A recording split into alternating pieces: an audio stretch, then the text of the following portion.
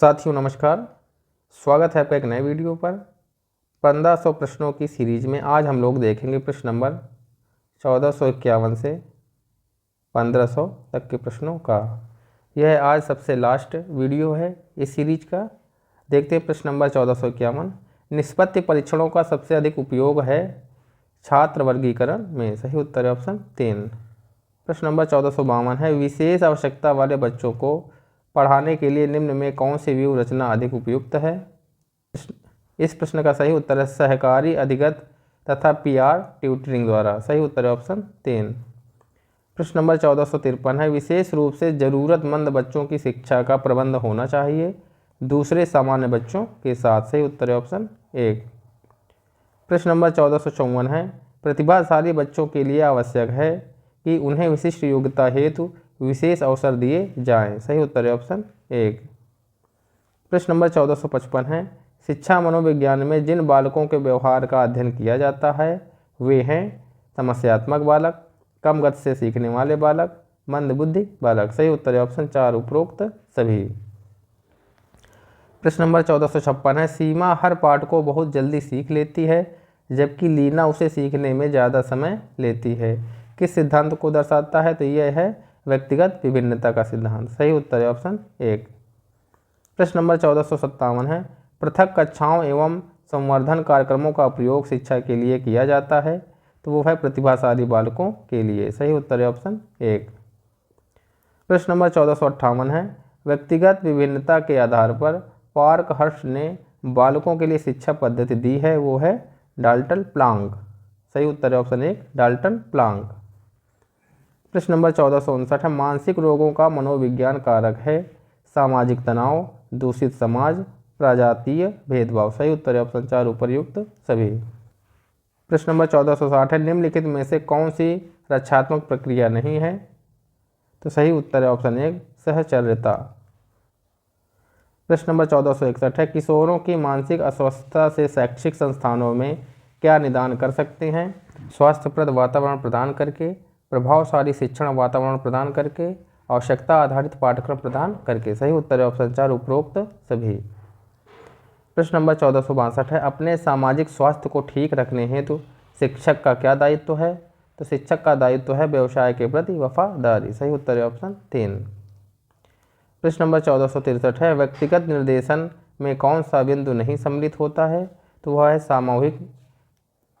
सामूहिक मनोवैज्ञानिक परीक्षण। सही उत्तर है ऑप्शन 1। प्रश्न नंबर 1464 है प्रतिरक्षा प्रक्रिया है व्यक्तित्व का रक्षा कवच। सही उत्तर है ऑप्शन 4। प्रश्न नंबर 1456 है समायोजन की समस्या के कारक है तनाव, दुश्चिंता और कुंठा। सही उत्तर है ऑप्शन 4 उपरोक्त सभी। प्रश्न नंबर 1466 है आत्म संप्रेषण को कहते हैं अंतःवैयक्तिक संप्रेषण। सही उत्तर है ऑप्शन 4। प्रश्न नंबर 1467 है कौन सा संतुलित समायोजन का क्षेत्र नहीं है? तो वो है अवधान की मांग। सही उत्तर है ऑप्शन 3। प्रश्न नंबर 1468 है मानसिक आरोग्यता के विज्ञान को आरंभ करने का श्रेय दिया जाता है CSWBS को। सही उत्तर है ऑप्शन 4। प्रश्न नंबर 1469 है जब किसी व्यक्ति के समक्ष दो धनात्मक लक्ष्य उपलब्ध हों परंतु वह दोनों को प्राप्त करने की स्थिति में नहीं है तो उस द्वंद्व को कहते हैं ग्राह द्वंद्व। सही उत्तर है ऑप्शन 1। प्रश्न नंबर 1470 है बालक का मानसिक स्वास्थ्य निर्भर करता है परिवार पर, विद्यालय पर और समुदाय पर। सही उत्तर है ऑप्शन 4 उपरोक्त सभी। प्रश्न नंबर 1471 है व्यावसायिक निर्देशन में बल देना चाहिए सेवार्थी को उचित वृत्ति चयन में सहायता करने पर। सही उत्तर है ऑप्शन 4। प्रश्न नंबर 1472 है बालक के मानसिक स्वास्थ्य पर बाधा डालने वाला तत्व है पारिवारिक संघर्ष। सही उत्तर है ऑप्शन 1। प्रश्न नंबर 1473 है अध्यापकों और विद्यालयों के द्वारा किशोरों के लिए नहीं किया जाना चाहिए तो वो है किशोर मनोविज्ञान की अवहेलना करना। सही उत्तर है ऑप्शन 4। प्रश्न नंबर 1474 है मानसिक विकास के पक्ष है निरीक्षण, चिंतन और ध्यान। सही उत्तर है ऑप्शन 4 उपरोक्त सभी।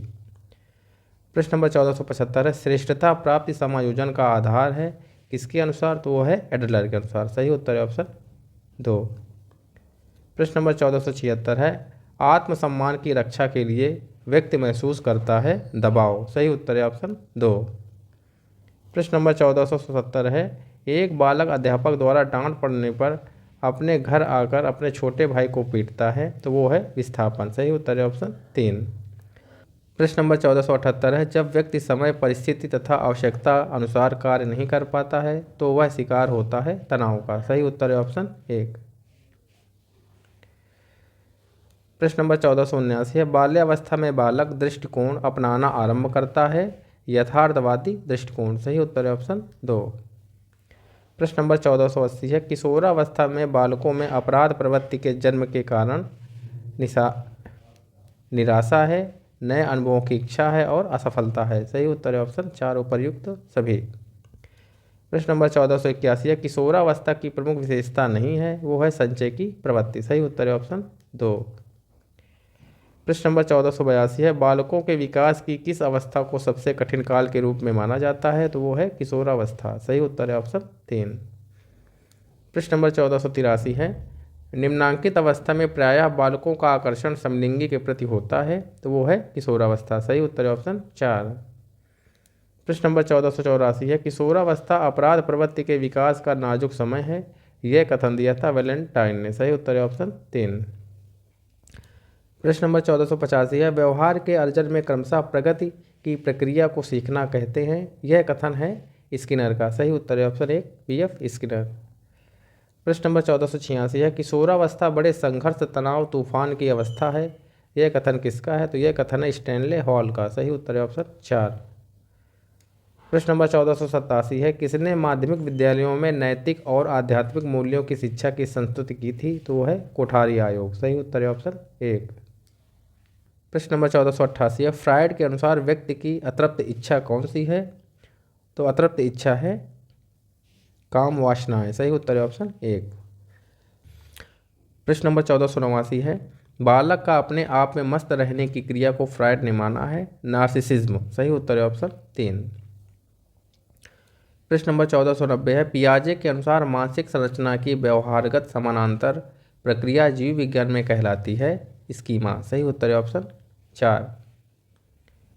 प्रश्न नंबर 1491 है, अतार्किक चिंतन की अवस्था है 2 से 7 वर्ष। सही उत्तर है ऑप्शन 1। प्रश्न नंबर 1492 है, किस अवस्था में विचारों में परिपक्वता आ जाती है, तो किशोरावस्था में विचारों में परिपक्वता आ जाती है। सही उत्तर है ऑप्शन 3। प्रश्न नंबर 1493 है, किस अवस्था में बालक में ऑडिपस व बालिका में इलेक्ट्रा ग्रंथि विकसित होती है, तो वो है लैंगिक अवस्था में। सही उत्तर है ऑप्शन 3। प्रश्न नंबर 1494 है, एरिक्सन ने मनोसामाजिक विकास की कितनी अवस्थाएं बताई है, तो उन्होंने 8 अवस्थाएं बताई। सही उत्तर है ऑप्शन 3।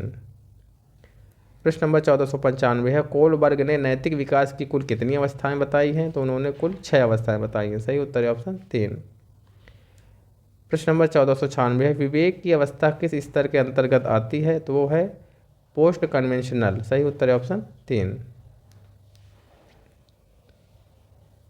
प्रश्न नंबर 1497 है, किशोर अवस्था में सामाजिक विकास पर जिसका प्रभाव नहीं पड़ता है वह है रुचियाँ। सही उत्तर है ऑप्शन 1। प्रश्न नंबर 1498 है, मानसिक विकास का संबंध नहीं है किससे, शिक्षार्थी का वजन एवं ऊंचाई से। सही उत्तर है ऑप्शन 1। प्रश्न नंबर 1499 है, किशोरावस्था शैशवावस्था की पुनरावृत्ति है, यह किसने कहा है, तो यह कहा है जोन्स ने। सही उत्तर है ऑप्शन 1।